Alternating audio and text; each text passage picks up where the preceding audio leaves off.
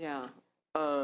Just to clarify, on a somewhat different track, the administration is proposing some trailer bill language that would align some of the public health's fee authority to the water board's authority, because it's part of the synergy. And the idea was, as part of the transition of the drinking water into the water board, we want to make sure that the authority is aligned. Oh, that's right. So we do, yeah, we will be proposing trying to get that together in a different way. The Department of Public Health charged in a very different way, and we're going to try and align the way we charge. We'll have to do that at a hearing. I anticipate some people won't like it, and other people will like it, because it's going to allow us to be able to do our job a little bit more. But we'll listen to everybody and figure out what to do. Doing it two different ways doesn't make a lot of sense when you're in the same department, and so it was necessary to sit there and figure out how do we support our ability to do this work. I would say, getting back to an earlier comment that you made about departments being more fee supported, we don't love that either.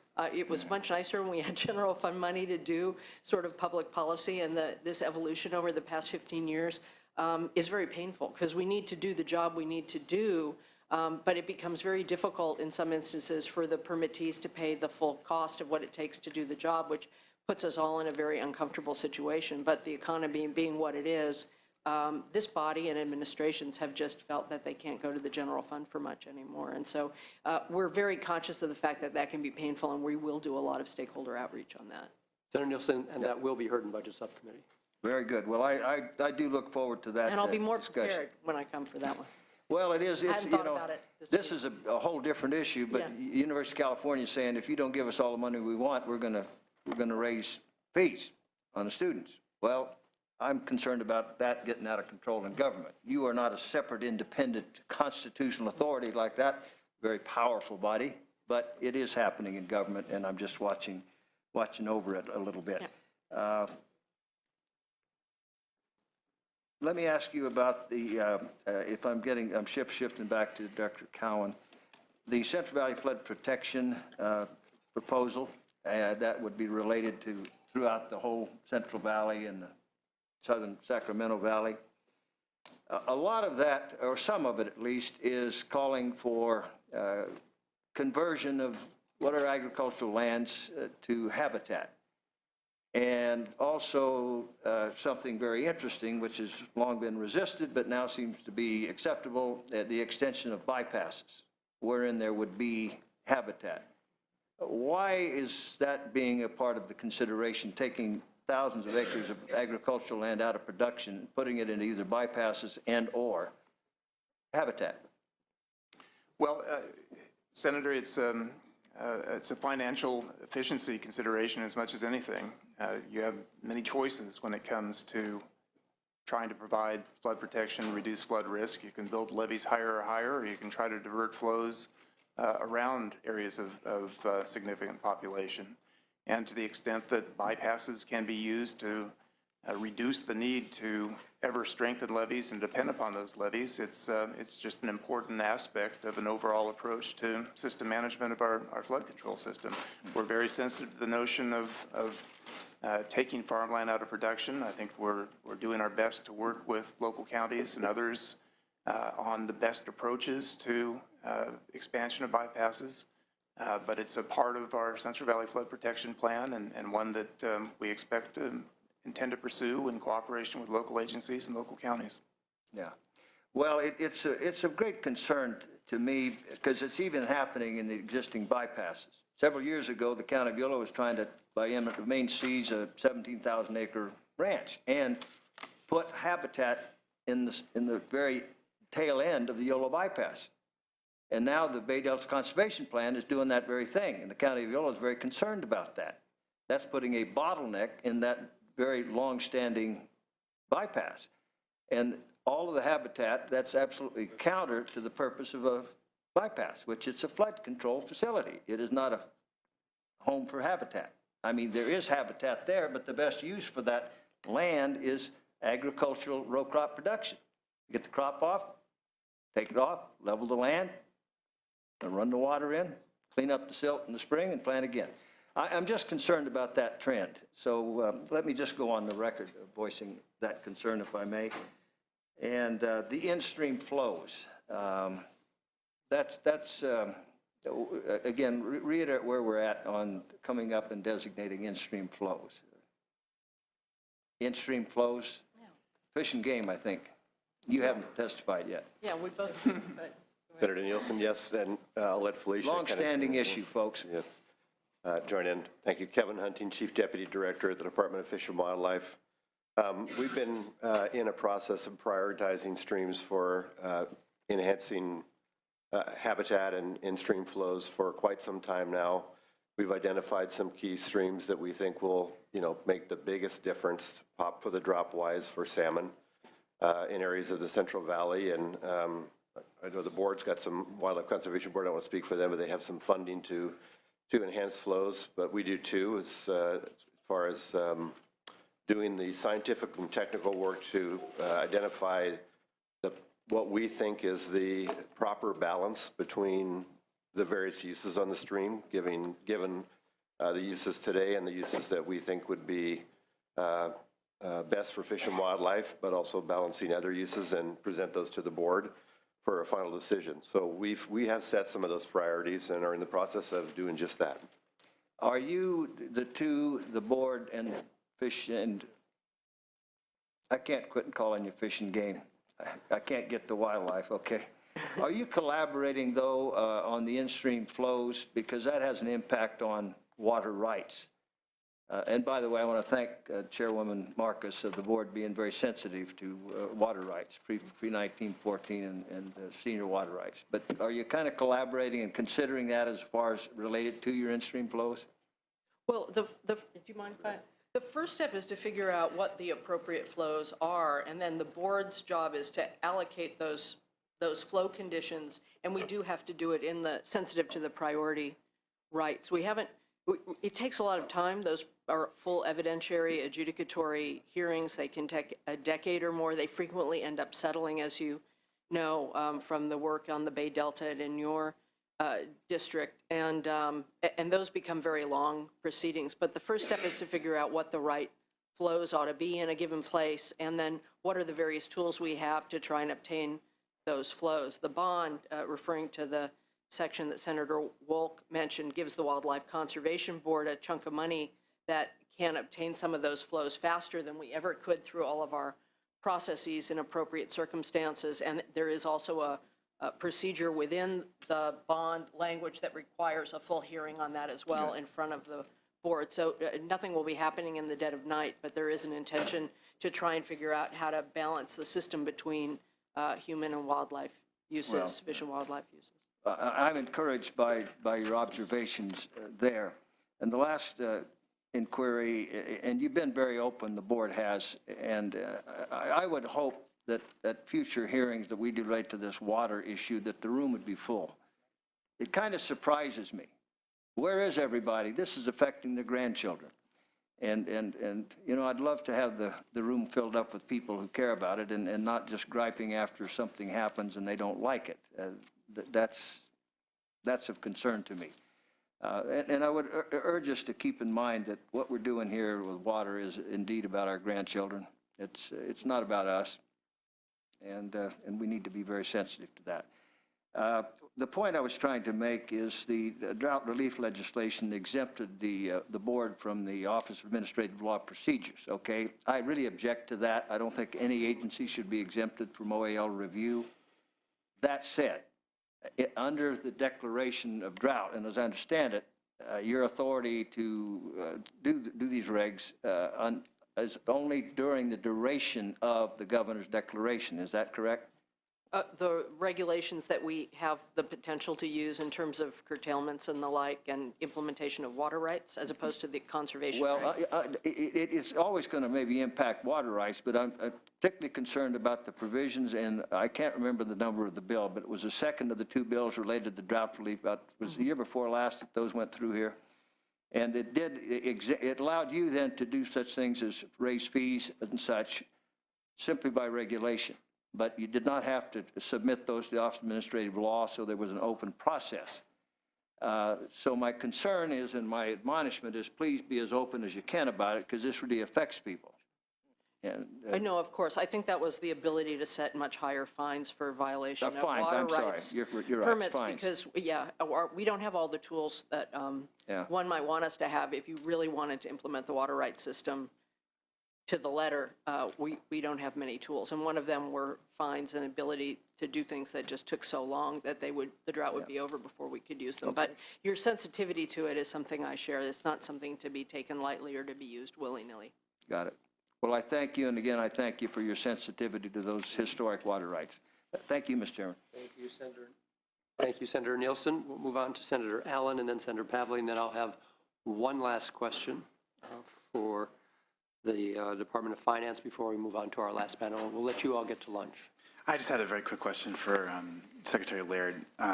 During your comments, and I might have missed this elsewhere in the presentation, but you seem to allude to a list of projects under IE, 1E. Is there like a list available, a list of projects committed under 1E that we can see? What I was alluding to is actually there's a part of 1E that has local subvention projects, and it generally requires legislative authorization to be eligible for that one pot. That's what I was referring to.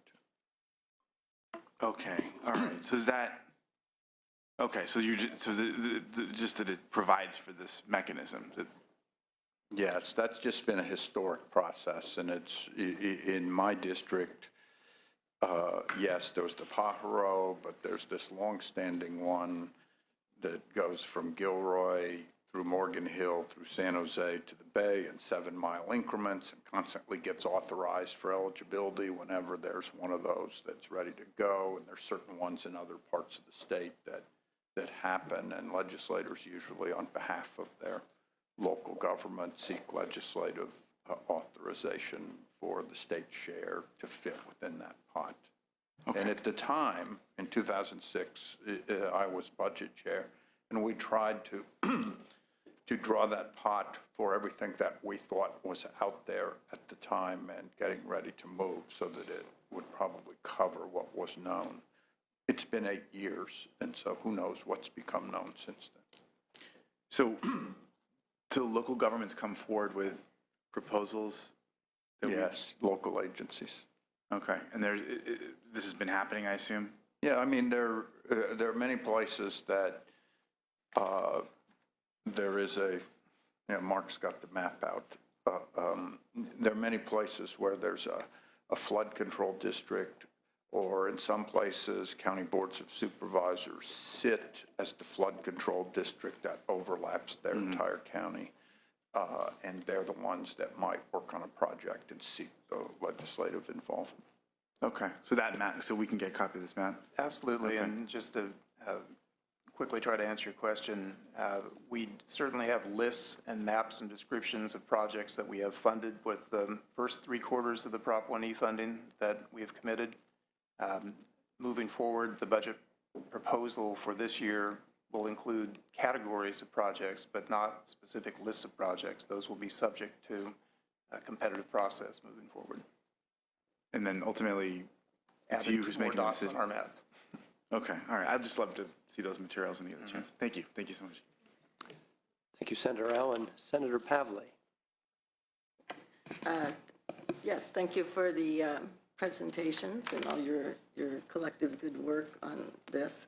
I wanted to clarify again that the desire for the administration to expedite was only on the 1E funding, correct? Okay. The rest through the budget process, that's still subject.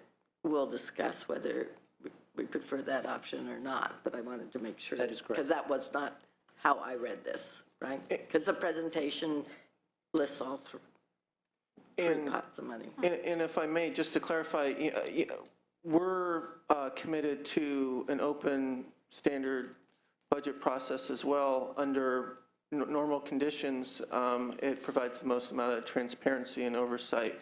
What's unique about Prop 1E is the sunset date. Yes. And because there's a sunset But date. that's until a year from what, June? Yes. True.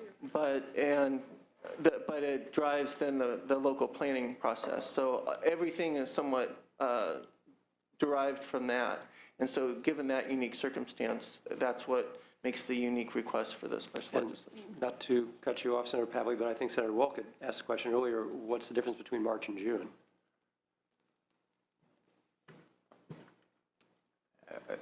Senator, I tried to respond to that in my remarks earlier. The difference is in several projects that we're funding now, we have indication from those agencies that if there's not an assurance of a commitment for our state funding moving forward by, let's say, April, that project construction will stop. And that can certainly start again when funding is awarded. But again, we're looking at just the inefficiency of starting and stopping these projects and the extra costs that are associated with that. And do we have that information, specific projects? Because you were just talking about categories of projects to Senator Allen, and now you're talking about specific projects. We can provide specific It'd make our examples to the life committee. easier if there were specific projects that had started that would be stopped. Great. We'll provide that Senator information. Pavley, I'm sorry. Without, Well, for Senator Pavley. so with that understanding, looking forward to the June discussion and being on budget sub 2 this year, there's a lot of public interest, obviously, been a lot of demand for monies coming out the door sooner than later. And I appreciate the fact that there's going to have to be some more thoughtful regulations and criteria built in for the new sources like the stormwater or some of the groundwater cleanup part. But given that, just looking at those 3 items that were listed or brought to our attention for the purpose of today's hearing, it seems like there's not a lot of focus on some regional solutions that perhaps are ready to go. I wrote down John Laird's quote on flexibility of getting money out the door. That's exactly where I am, and there's a lot of interest and pent-up demand down in areas that would create more regional self-sustainability, reduce dependence on the Delta, maybe not rely as much on snowpack and trying to predict from one year to the next whether there will be any. So there's a lot of pent-up demand. I'm just going to go over a couple of the issues because it should be part of the greater discussion in the subcommittee for recycled water projects that are ready to go, small storage projects. If you live on the Central Coast area, you're not tied into the state water project, big surface storage things. How about money for the sustainable groundwater management plans contingent if they finish it by the end of this year? Why not incentivize them to go through their 2-year process in 1 year, and they could be up on the front of the line for the planning phase, 5-year planning phase? I also wanted to bring your attention to sort of issues that will need to be addressed. And it was some language that was in the bond that I'm not sure what it exactly means. But it relates to conservancies with their watershed work. And it also relates to the pot of money, Secretary Laird, of the $475 million for statewide priorities. There's 4 or 5, some of them through litigation, whether it's Tahoe or Salton Sea or waterfowl refuges in the Central Valley or San Joaquin River. There's several people saying they have some projects ready to go. Not that you have to appropriate all 475, but I assume that there could be some monies set aside for some of those projects. Right now, it's one big pot. But the perplexing language right now that needs some cleanup is, right now it's stated that all these funds, like for those projects under the $475 million, or for some conservancies with watershed, they're going to be given direct appropriations, the conservancies. It's already spelled out in the bond how much they get. But there's language regarding having to go through a competitive grant process. So how does the Salton Sea compete competitively with the rest of the state for their money? It just doesn't work. There seems to be some generic language that when you break it down by a project-by-project basis, you know how the conservancies work. They have their priority lists. It's well vetted. They have their hearings. They're ready to go. They have projects ready.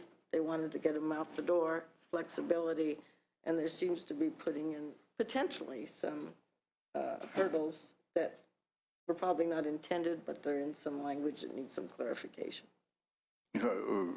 There's a lot of questions mixed in there, and let me do one global statement, which is this is very appropriate for the budget subcommittee process because of the complexity of some of those questions. And just the $475 million, if that's in fact the settlements pot, then it's related on settlements and when the settlements happen and requested. On the conservancies and on the regional, as my exchange with Senator Nielsen earlier indicated, there was, if I recall right, $400 million of regional money in the drought package last February that is in the process of getting out the door right now. And for some of that exact pent-up of demand of projects that you mentioned. And the thing that is the issue that I think is worthy of discussion in the budget sub is that even with all the conservancies, many of them still have money left in Proposition 84 that they are running out. And then they have the money that is coming from Proposition 1. And the difference is that Proposition 1 ties it much more to water quality and water-related issues. And the money that existed for them in Proposition 84 was much more general to the conservancies and was actually even, I think, appropriated in a slightly different way.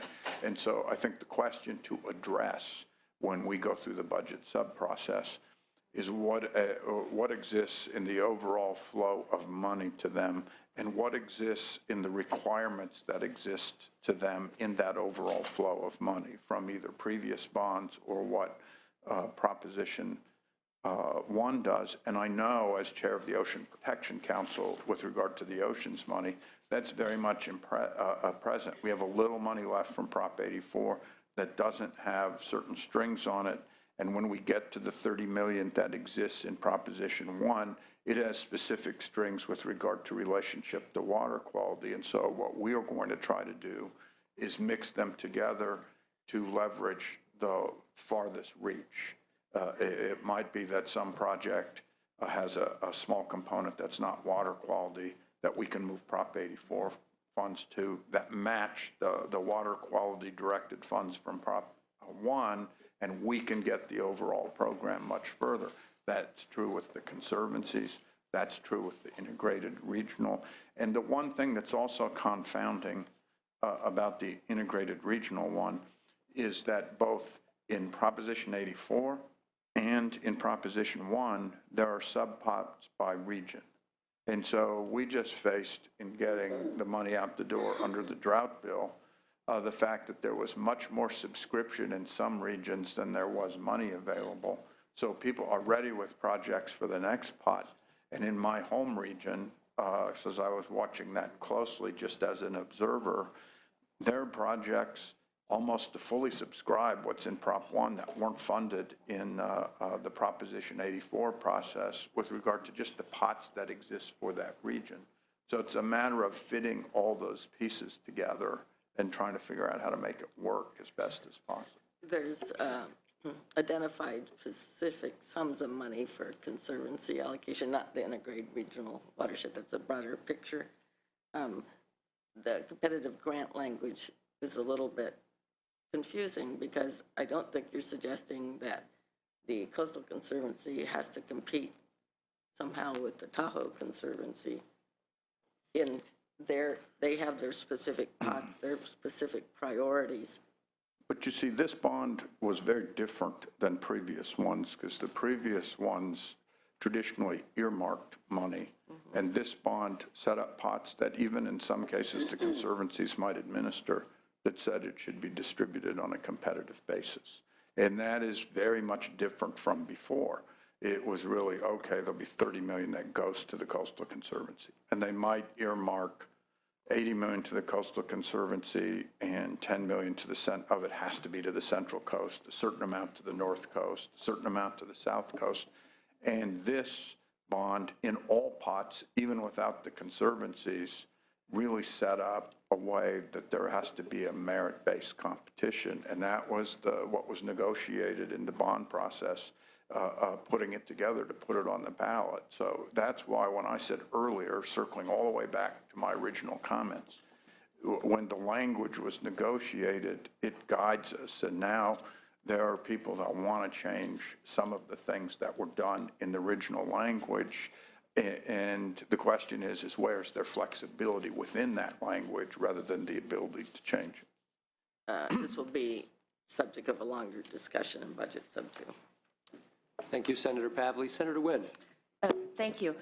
I'm not sure these questions were asked, but I want to go back and ask about the sunset. The sunset, is it for projects completed by that date, or is it projects that are already ongoing? The sunset is for an appropriation. That is, the legislature will be unable to provide a new appropriation of Prop 1E funds beyond 2016. Okay, so it's not project completion? Correct. It's all Correct. process. And that's really the basis for wanting to get the full appropriation now, because that will allow projects to continue to be funded beyond the date. Okay, thank you. And then I would also be interested in seeing the categories or the list of projects expected to move forward. So anytime, I mean, when you give it to Senator Allen, I would like that list as well, and the map that you have. Yes, we'll prepare something for the committee. Thank you. Thank you, Senator Nguyen. Senator Allen. Just to, because I'm not on the budget sub with Senators Wilkin, Nielsen, and Pavley, I just wanted to, I understand that you're doing everything you can to try to expedite this money, given the complicated legal issues and varying sources of funds, but I certainly do share Senator Pavley's kind of core concern about flexibility for conservancies and you know, getting the money out to them to do their important work as quickly as possible, understanding the kinds of constraints that you were just describing. And I'll just say noted, and at any time that you have questions or whatever, we'll happily engage with you so that we can try to answer them for you. I would appreciate that. Thank you. Thank you, Senator Allen. Last question before we retire you all. Well, not Yeah. permanently, hopefully. Mr. Alme, can you walk us through the budgeted money for food assistance? The LAO's drought proposals show an actual for 13-14, 25.3 million, 5 million in the current year actual, and then in 15-16 as proposed, there's an asterisk which notes a carryover of $7 million of general fund. Are we sitting on money for food assistance? It doesn't seem like that's as complicated as some of the other areas that we've talked about, and we know the need is only growing, so where are we with that? Yeah, so combined between the emergency drought legislation and the Budget Act last year, there's a total existing appropriation of $30 million. To date, about $17 million has actually been committed and expended. That's 475,000 boxes of food being shipped to food banks, of which 428,000 have been delivered to households. The expected, now remember when budgeted, it was available through the entire fiscal year, so we haven't finished the fiscal year yet. By June, it is expected that the expenditures will be committed about 23 million. And so then 7 million we're suggesting be available for another year for the food assistance. Now, having said that, as stated in our budget summary document, we're going to be continuing to monitor the drought situation and reevaluate needs in the May revision based on where we are. So, but that's the current proposal at this time. Is the suggestion that we're not going to spend all 30 million by June, that the need isn't there? That's my understanding, but I probably would have to get back to you. I would really like you to document for me that there's not a need for another $7 million in food assistance in drought-suffering areas. I just can't imagine that. All right. We will contact social services and report back. Great. And so it's not so much, and I think this is important to differentiate, it's not so much a facilitation problem as a doubt that there's need for that last 7 million, that we're going to carry it over to the budget year. I'm reluctant to say, I don't know, I'm going to have to get back. Okay, because I think we'd like to get it out. Yeah, absolutely. All right, thank you all very much. Thank you very much.